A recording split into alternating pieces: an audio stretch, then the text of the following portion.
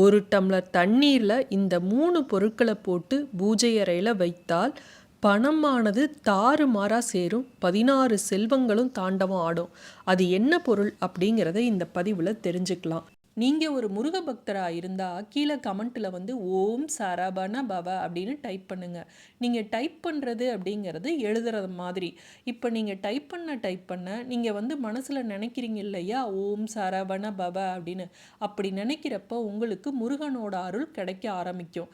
இது மாதிரி நம்ம டைப் பண்ணினாதானே இல்லை, அடிக்கடி முருக பக்தராக இருக்கிறவங்க நடுவில் அப்படியே நம்ம ஃப்ரீயாக இருக்கோம் அப்படிங்கிறப்பெல்லாம் ஓம் சரவண பவ அப்படின்னு மனசுக்குள்ளேயே நினச்சிக்கிட்டு இருங்க. 1/4/2025 செவ்வாய்க்கிழமை வருது, பங்குனி 18ஆம் தேதி. அன்றைய தினம் பார்த்தீங்கன்னா கிருத்திகை நட்சத்திரமும் வருது, சதுர்த்தி திதியும் வருது. செவ்வாய்க்கிழமைனாவே முருகனுக்கு மிக விசேஷமான நாள். கூடவே சொல்ல வேணாம், முருகனுக்கு ரொம்ப உகந்த கிருத்திகை நட்சத்திரமும் அன்றைய தினம் வருது. இந்த வளர்பிறை கிருத்திகை நட்சத்திரத்தில் செவ்வாய்க்கிழமையில் நீங்கள் விரதம் இருக்கீங்க. அதாவது விரதம் ஒரு சிலர்லாம் செவ்வாய்க்கிழமை வாரம் இருந்துக்கிட்டு தான் இருப்பாங்க. அதே போல் ஒவ்வொரு கிருத்திகை நட்சத்திரத்துக்கும் விரதம் இருக்கக்கூடிய எத்தனையோ முருக பக்தர்கள் இருக்கிறாங்க. இந்த செவ்வாய்க்கிழமையும் கிருத்திகை நட்சத்திரமும் சேர்ந்து வரக்கூடிய நாளில் முருக பக்தர்கள் விரதம் இருக்காதவர்கள் கூட இது மாதிரி விசேஷ நாட்களில் நம்ம விரதம் இருந்தோம் அப்படின்னா முருகனோட அருள் கிடைக்கும். அதே போல் இந்த வளர்பிறை கிருத்திகையில் நம்ம முருகனுக்காக வேண்டிக்கிட்டு நம்ம பரிகாரங்களை செய்யும்போது, பணத்தை ஈர்ப்பதற்கான பரிகாரங்களை செய்யும்போது பணம் வருவதற்கான வழிகள் நமக்கு கிடைக்கும். அதனால் இன்றைய நாளை தவற விட்டுடாதீங்க. இந்த 3 பொருளையும் பூஜை அறையில் வச்சுக்கிட்டிங்கன்னா போதும், உங்களுக்கு பணமானது தாறுமாறாக சேரும்.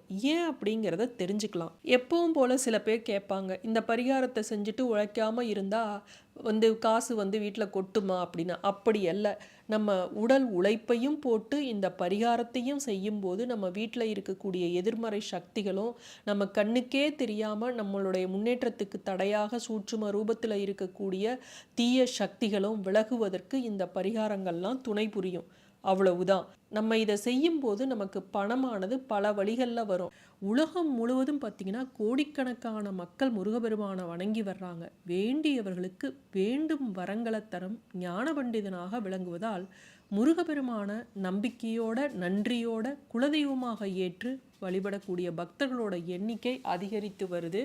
நம்ம ஏற்கனவே பல வழிபாடுகளை விரத முறைகளை பின்பற்றி வர்றப்ப சில நாட்களில் இந்த பரிகாரங்களையும் நம்ம செஞ்சு வர்றோம். அப்படி ஒவ்வொரு பௌர்ணமி அமாவாசை நாட்கள்லையும் சில சக்தி வாய்ந்த தாந்திரீக பரிகாரங்களை நம்ம பார்த்துட்டு வர்றோம். அந்த வகையில் இந்த பரிகாரத்தை நீங்கள் செஞ்சு பாருங்களேன். 3 பொருட்கள் தான், ஒன்றும் செலவே இல்லை. ஆனால் இந்த பரிகாரத்தை நீங்கள் செய்யறதன் மூலமாக முருகனோட அதீத சக்தியை நீங்கள் பெற முடியும். வீட்டில் முருகன் சிலை இருந்தாலும் சரி, படம் இருந்தாலும் சரி, இந்த 3 பொருட்களை வைத்து நீங்கள் இந்த பரிகாரத்தை செஞ்சு பாருங்கள்.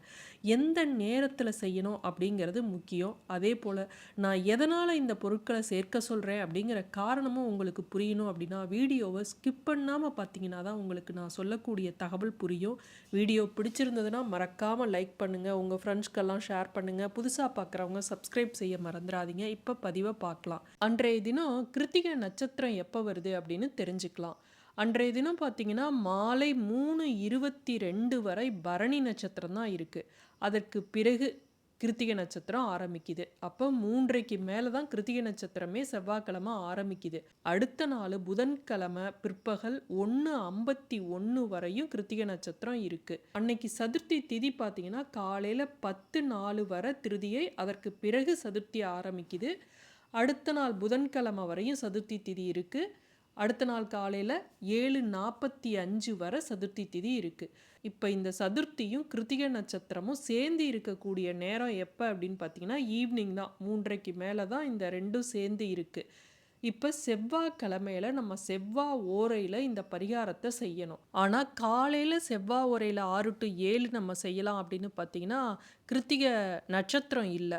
மதியம் செய்யலாம் 1 to 2 செவ்வாய் ஓரையிலனா, அப்பையும் பார்த்தீங்கன்னா கிருத்திகை நட்சத்திரம் 3 மணிக்கு மேலே தான் ஆரம்பிக்குது. அதனால் இரவு வருதில்ல 8 to 9 அந்த செவ்வாய் ஓரையில் இந்த பரிகாரத்தை நீங்கள் செய்யுங்க. இந்த பரிகாரத்தை நம்ம செய்யறதோட முருகனோட பரிபூரண அருளை நம்ம பெறணும் அப்படின்னா இந்த பரிகாரத்தையும் செஞ்சுக்கிட்டு நம்ம அன்றைய தினம் செவ்வாய்க்கிழமையும் கிருத்திகை நட்சத்திரமும் வர்றதுனால முருகனுக்காக நம்ம விரதம் இருந்தோம் அப்படின்னா நம்மளுடைய வேண்டுதல் சீக்கிரம் நிறைவேறும்.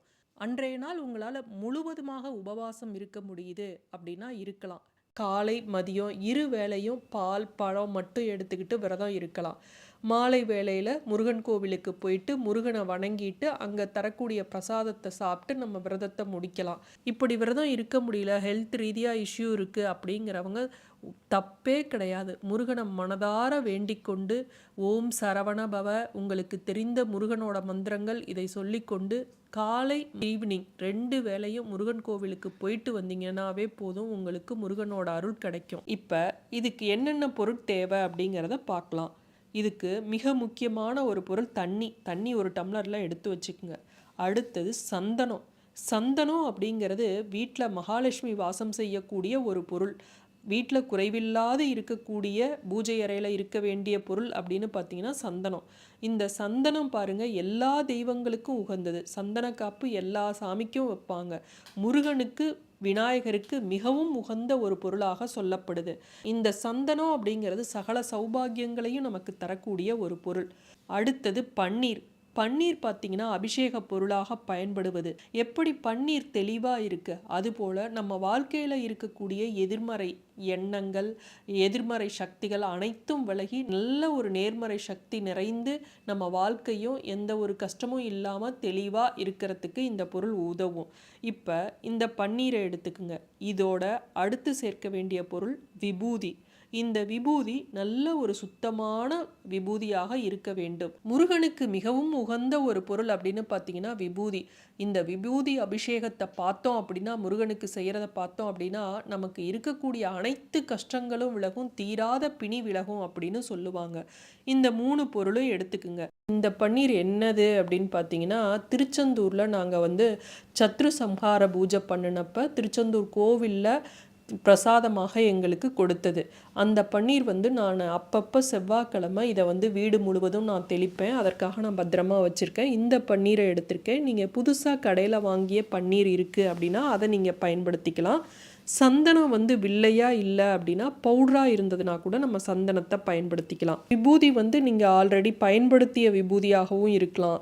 இல்லை நீங்கள் புதுசாக பேக்கெட்டில் அப்படியே ஓப்பன் பண்ணாமல் வச்சுருக்கீங்க அப்படின்னா அந்த விபூதியும் நீங்கள் பயன்படுத்திக்கலாம். இதோட நம்ம கூட எடுத்துக்கக்கூடிய ஒரே ஒரு இலை என்ன அப்படின்னு பார்த்தீங்கன்னா செம்பருத்தி இலை. இந்த செம்பருத்தி இலை கொண்டு நம்ம இந்த பரிகாரத்தை செய்யும்போது லக்ஷ்மி குபேர யோகம் கிடைக்கும். அதனால் இந்த செம்பருத்தி இலை ஒன்றை நம்ம எடுத்துக்கிறோம்.